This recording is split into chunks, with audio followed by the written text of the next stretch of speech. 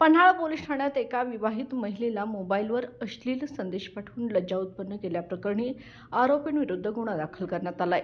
या प्रकरणी पन्हाळा पोलीस ठाण्यात भारतीय दंड संहितेच्या कलम 75 अंतर्गत गुन्हा नोंदवण्यात आलाय। फिर्यादी महिला वय 31, गृहिणी, राहणार पन्हाळा, जिल्हा कोल्हापूर यांनी दिलेल्या तक्रारीनुसार दिनांक 11 डिसेंबर 2025 रोजी रात्री सुमारे 8 वाजण्याच्या सुमारास वाघवे गाव तालुका पन्हाळा येथून आरोपी अरुण बजरंग विभुते राहणार वाघवे तालुका पन्हाळा याने फिर्यादीच्या व्हॉट्सअप मोबाईल क्रमांकावरून अश्लील व लैंगिक आशयाचे संदेश पाठवले।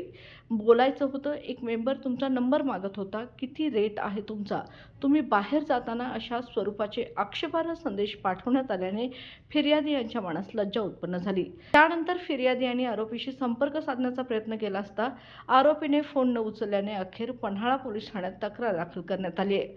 पुढील तपास पन्हाळा पोलीस करत आहेत। तारा न्यूजसाठी प्रतिनिधी शहाबाज मुजावर, पन्हाळा।